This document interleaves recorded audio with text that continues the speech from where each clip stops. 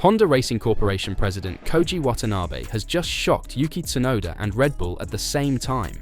Where everyone always thought that Tsunoda would move to Aston Martin with Honda at the end of the year, the switch to Red Bull has blown things completely open. And now, Honda has talked about what will happen to Tsunoda at the end of the year. Do they hold the key to his future? And have they paid to get Tsunoda in that seat now? First off, Watanabe believes Yuki Tsunoda's Formula One future at Red Bull is in his own hands, as the Japanese brand embarks on a new endeavour with the Aston Martin team in the World Championship. Tsunoda has received a long-awaited promotion to Red Bull's main team for the Japanese Grand Prix. The Milton Keynes-based squad made the drastic decision of an early driver swap with Racing Bulls after semi-rookie Liam Lawson underperformed in the RB21 over the first 2 races of the season. Tsunoda's future with the Austrian brand appeared dubious after failing to obtain a call-up to the Red Bull squad for 2025, but he now has the opportunity to demonstrate that he is closer to teammate Max Verstappen than the Dutchman's former teammates. The 24-year-old is a product of Honda's Young Driver program, but the Japanese firm is forming a new alliance with Aston Martin for F1's new technological age, which begins in 2026. However, Watanabe is confident that Honda will have no influence on Tsunoda's future at Red Bull. Our partnership with Red Bull will conclude this year, so we have no leverage to pressure Red Bull regarding 2026, Watanabe said. He earned his promotion to Red Bull based on his performance, so he must continue proving himself to remain there in the coming years. The most important thing is his own will.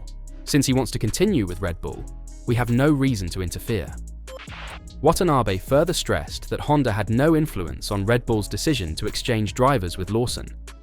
We don't know when or how Red Bull will make a given decision, so we always communicate that they should choose the best driver, he insisted. I have very good communication with Christian Horner, and we constantly discuss not just driver personnel matters, but also trackside support structures. This time, we did not take any special actions. Tsunoda's first race weekend at Red Bull coincides with his and Honda's home Grand Prix in Suzuka, which he views as excellent despite the potential for increased strain. "This is the ultimate situation," Tsunoda remarked. "Given the seat swap, there's naturally pressure from Red Bull, and Honda also has strong expectations for their home Grand Prix. This is a rare and unique moment where multiple challenges and pressures are coming together, and I think it's the best kind of situation. I don't know if I'll ever get to experience something like this again, so I just want to enjoy it." So now, Tsunoda gets thrown into the deep end without having tested Red Bull's 2025 competitor. Despite this, he remains calm as he prepares for his debut weekend with the Milton Keynes outfit. At first, his feelings regarding the RB21 are optimistic. Tsunoda has quickly established himself as the go-to person at VCARB, following Pierre Gasly's departure to Alpine. After dispatching De Vries and Ricciardo, the Japanese driver's feeling that he deserved a Red Bull spot grew stronger as the season went. Tsunoda stated in several media interviews that he would attempt to overcome any negative qualities of his Red Bull cars. Tsunoda was able to talk most authoritatively about this issue during the post-season test in Abu Dhabi. He hailed the RB20 as a car that fits his driving style, dismissing predictions that he would struggle with the main team. Of course, these words did not persuade Red Bull to promote him for the start of 2025. His post-season test was essentially a formality, as Lawson had already been named Perez's successor. Still, now that Tsunoda is a Red Bull driver, his feedback is vital to consider. His comments are consistent with Christian Horner's previous statement that Tsunoda did very well in the RB20. The Red Bull team principal's statements inevitably raised the question of why Tsunoda was not promoted earlier. While this is a reasonable point to make, it does not necessarily affect the situation in Milton Keynes. Max Verstappen cannot be the only reliable provider of points in the RB21. Despite the challenging circumstances surrounding his elevation, Tsunoda must step up to the challenge. It would be a stretch to claim that simulator sessions can provide definitive results about driver performance. There is always a big disparity between simulation and reality, especially with the current generation of automobiles. However, this does not mean that such an important part of driver and team preparation should be disregarded. Speaking at an event ahead of this weekend's Japanese Grand Prix, Tsunoda outlined his Red Bull outlook. "My priority is to understand the car, how it behaves compared to the V-carb. If I can naturally enjoy driving it as I get familiar with it in FP1, then the results will follow. And if that leads to a podium finish, that would be incredible. I spent about 2 days in the Red Bull simulator," Tsunoda explained. "From that experience, I didn't find the car that challenging to drive. If you ask whether it felt tricky to handle, I wouldn't say it gave me a particularly strange feeling, at least in the simulator. Of course, how I want to set up the car is probably different from Max. I want to develop my own car setup, get a good understanding of it, and gradually get up to speed from FP1. Tsunoda seems up for the task, but he has to make sure it doesn't become too much for him. And here's how he can ensure it doesn't become the nightmare it has been for many who came before him." The man describes it as fate. Yuki Tsunoda is now where he believes he should have been after an often painful 4-year F1 apprenticeship with Red Bull's junior squad, during which the hope of promotion dimmed and ultimately appeared to evaporate entirely.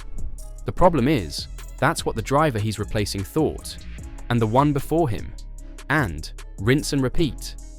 Being Max Verstappen's teammate is one of the most demanding jobs in Formula 1, especially when you have to get to know a tricky car. And, while the casualty list suggests that the issue is with the car rather than the drivers, the reality is that if Verstappen is the only one scoring points, the second driver will always carry the can.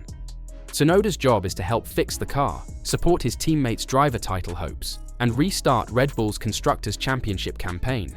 If he is unable to do so, Red Bull will replace him with someone capable.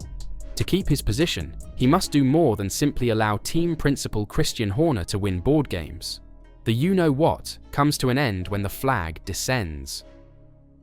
Tsunoda has made bullish comments about his experience with the RB21 in the simulator, stating he didn't find the car that difficult to drive, but reality is going to be very different.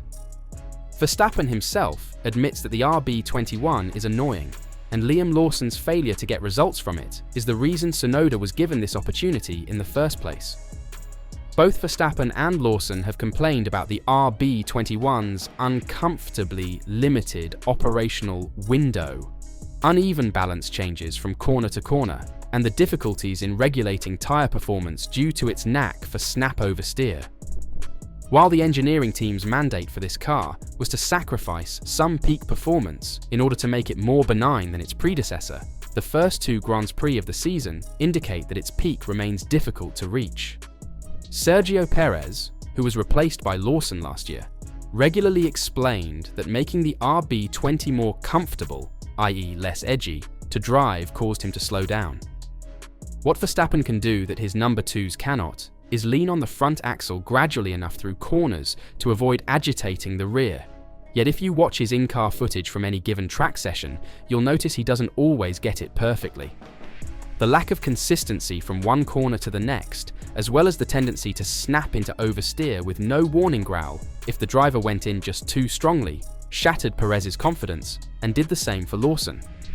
If a 4-time world champion finds a car difficult to drive, imagine the average F1 driver in the garage next door. As a result, it is incorrect to anticipate Tsunoda to be faster than Lawson simply because he performed better in the Racing Bulls car in Australia and China.